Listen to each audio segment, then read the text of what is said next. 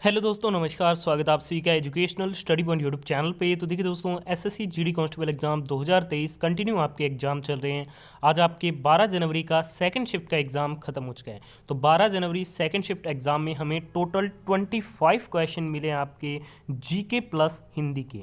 Video में जितने भी आपको जीके प्लस हिंदी के जो 25 प्रश्न कवर कराए जाएंगे वो 100% रियल और ऑथेंटिक रहेंगे, जो आज आपसे 12 जनवरी सेकंड शिफ्ट में पूछे गए थे। तो जिन भी दोस्तों का आज 12 जनवरी सेकंड शिफ्ट में एग्जाम था, वो सभी साथी इस वीडियो में ध्यान से अंत तक बने रहिएगा। आपको अपने सेकंड शिफ्ट के सभी क्वेश्चनों के राइट आंसर इसी वीडियो के माध्यम से पता लग जाएंगे। तो चलिए दोस्तों, वीडियो को शुरू करते हैं। वीडियो शुरू करें उससे पहले अभी तक आपने इस वीडियो को लाइक नहीं किया तो प्लीज़ जल्दी से लाइक कर दीजिए और आने वाले शिफ्ट के दोस्तों के साथ वीडियो को शेयर भी जरूर कीजिएगा। तो चलिए दोस्तों, आज की इस वीडियो को अपने शुरू करते हैं। तो देखिए दोस्तों, आज आपसे सेकंड शिफ्ट का पहला क्वेश्चन पूछा गया कि वाईएसआर कांग्रेस पार्टी के 2022 में लाइफ टाइम अध्यक्ष के रूप में किसे नियुक्त किया गया। देखिए दोस्तों, वाईएसआर कांग्रेस पार्टी के 2022 में लाइफ टाइम अध्यक्ष के रूप में जगन मोहन रेड्डी जी को नियुक्त किया गया। ठीक है दोस्तों, तो जगन मोहन रेड्डी इस क्वेश्चन का बिल्कुल राइट आंसर था।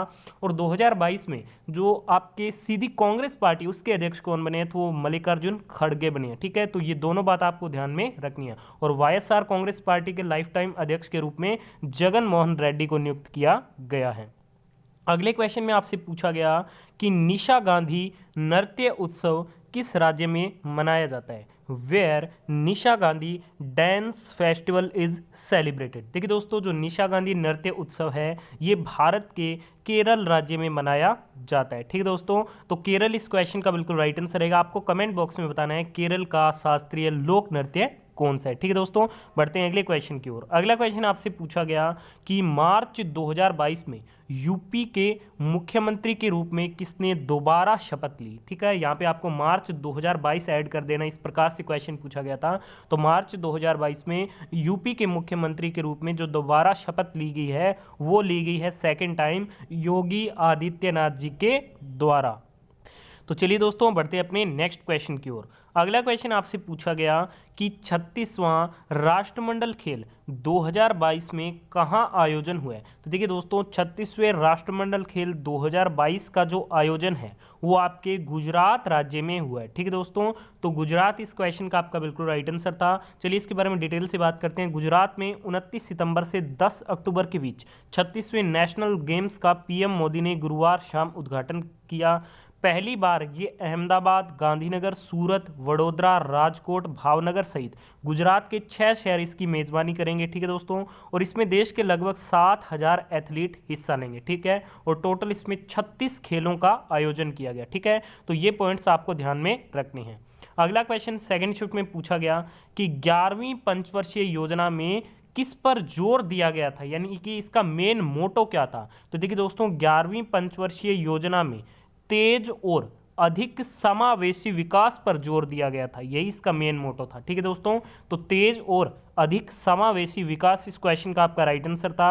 और 11वीं पंचवर्षीय योजना 2007 से 2012 तक थी, जिसमें तेज और अधिक समावेशी विकास पर क्या ये थी, केंद्रित थी। नेक्स्ट क्वेश्चन में पूछा गया कि भारतीय संविधान का कौन सा अनुच्छेद अस्पृश्यता के अंत से संबंधित है, यानी कि अनटचेबिलिटी से संबंधित है। देखिए दोस्तों, जो अस्पृश्यता का अंत है ये अनुच्छेद 17 में इसके बारे में बताया गया है। तो आर्टिकल 17 इस क्वेश्चन का आपका बिल्कुल राइट आंसर था। ठीक है, अनुच्छेद जो 17 है वो अस्पृश्यता के उन्मूलन से संबंधित है, अनटचेबिलिटी से संबंधित है।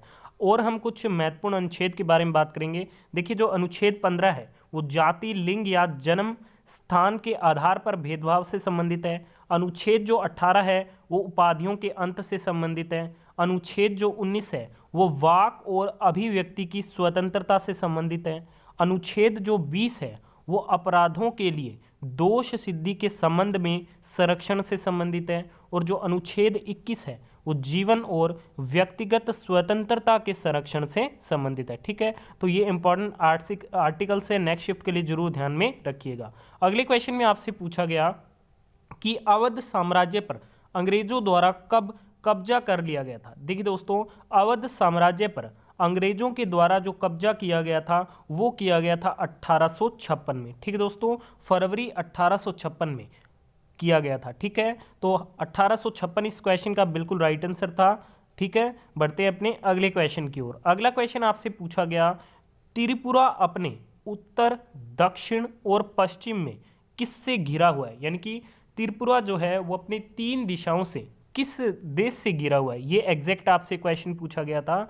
तो त्रिपुरा उत्तर, दक्षिण और पश्चिम में बांग्लादेश से घिरा हुआ है। ठीक है दोस्तों, तो बांग्लादेश इस क्वेश्चन का आपका बिल्कुल राइट आंसर था। यानी कि तीनों दिशाओं से जो त्रिपुरा को घेरे हुए है वो कौन सा देश है? बांग्लादेश है। अगले क्वेश्चन में आपसे पूछा गया कि ऋग्वेद में कुल डैश सूक्ति है। तो ऋग्वेद में सूक्ति की जो संख्या है वो कितनी है? 1028 है। ठीक है, तो 1028 इस क्वेश्चन का राइट आंसर था। ऋग्वेद में कुल 1028 सूक्ति है और जो ऋग्वेद है वो सबसे पुराना वेद है। यह हिंदू धर्म के 4 विहित पवित्र ग्रंथों में से एक है जिसे वेदों के रूप में जाना जाता है। यह ग्रंथ 1028 सूक्ति 10,600 श्लोकों का एक संग्रह है जिसे 10 पुस्तकों के समूह के रूप में क्या व्यवस्थित किया गया है। यह 4 वेदों अर्थात ऋग्वेद, सामवेद, यजुर्वेद और अथर्ववेद में से एक है।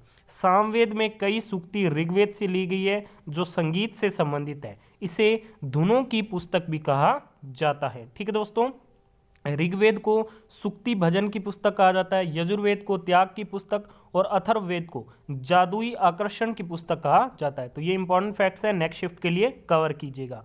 अगले क्वेश्चन में आपसे पूछा गया कि भारतीय मुक्केबाजी चैंपियन मैरी कॉम किस राज्य से संबंधित है? देखिए दोस्तों, अपने बात करते हैं मैरी कॉम के बारे में। तो मैरी कॉम भारत के मणिपुर राज्य से संबंधित है। ठीक है, ये मणिपुर की रहने वाली है, वहां से बिलोंग करती है, जो कि आपका राइट आंसर था। अगले क्वेश्चन में आपसे पूछा गया कि मेघालय की कौन सी पहाड़ी पर सबसे ज्यादा वर्षा होती है? देखिए दोस्तों, मेघालय की आपके जो खासी पहाड़ियां हैं मानसीराम में, ठीक है, वहां पर क्या है? सर्वाधिक वर्षा होती है। ठीक है दोस्तों, तो मेघालय में स्थित मानसीराम विश्व में सर्वाधिक वर्षा प्राप्त करने वाला स्थान है। यहाँ लगभग 1141 सेमी वर्षा होती है और मानसीराम में अगर आपसे पहाड़ी पूछा गया था तो ये खासी पहाड़ी पर होती है। अगले क्वेश्चन में आपसे पूछा गया ऐसी कौन सी फसल है जो दोनों ऋतुओं में होती है? देखिए दोस्तों, मैं आपको बता देता हूं कि चावल, मक्का, रागी, ज्वार, मूंगफली भारत के दक्षिणी राज्यों में खरीफ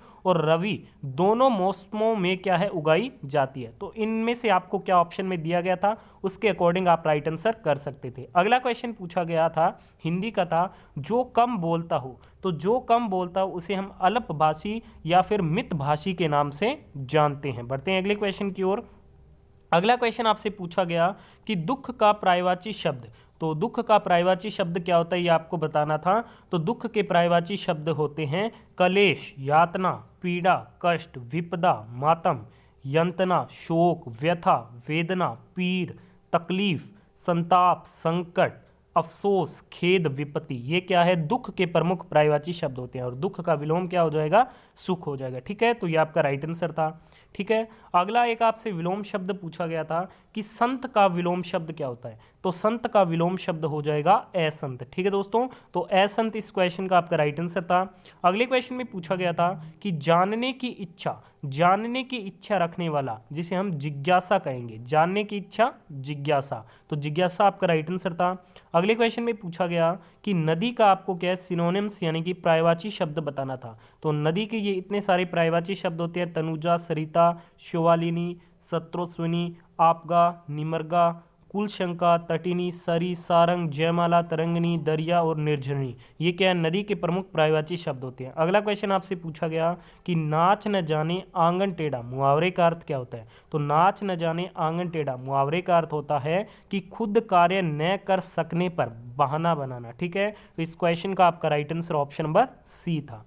अगले क्वेश्चन में आपसे पूछा गया घर में गंगा बहाना। घर में गंगा बहाना मुहावरे का अर्थ आपको बताना था। तो घर में गंगा बहाना यानी कि अनायास लाभ होना। ठीक है, तो अनायास लाभ होना इस क्वेश्चन का आपका राइट आंसर था।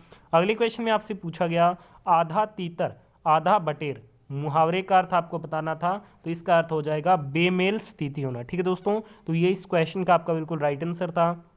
अगले क्वेश्चन में आपसे पूछा गया था कि नीति आयोग का गठन कब किया गया था? देखिए दोस्तों, हम बात करते हैं नीति आयोग की। तो नीति आयोग का जो गठन किया गया था वो 1 जनवरी 2015 को किया गया था और इसे योजना आयोग के स्थान पे लाया गया था। ठीक है दोस्तों, और बात करते हैं नीति आयोग की, तो इसके अध्यक्ष कौन होते हैं? भारत के प्रधानमंत्री होते हैं। ये क्वेश्चन भी एग्जाम में पूछा जा चुका है। ठीक है, और फाइनल क्वेश्चन हमें मिला था कि लोकसभा और राज्यसभा के पास कौन से विधेयक की शक्ति नहीं होती है। देखिए दोस्तों, अगर आपको ऑप्शन में धन विधेयक दिया गया होगा तो वो आपका राइट आंसर था, क्योंकि धन विधेयक को लोकसभा में पेश किया जाता है, फिर वो राज्यसभा में जाता है। ठीक है, तो ये क्वेश्चन हमें एग्जैक्ट नहीं मिल पाया किस लैंग्वेज में और किस प्रकार से पूछा गया था। तो आप इस क्वेश्चन के बारे में हमें कमेंट बॉक्स में एक बार अपना डाउट जरूर क्लियर कीजिएगा। तो आज की सेकंड शिफ्ट में पूछे गए सभी क्वेश्चनों का एनालिसिस कर दिया। वीडियो में ध्यान देने का धन्यवाद। पसंद आई लाइक और शेयर जरूर करें।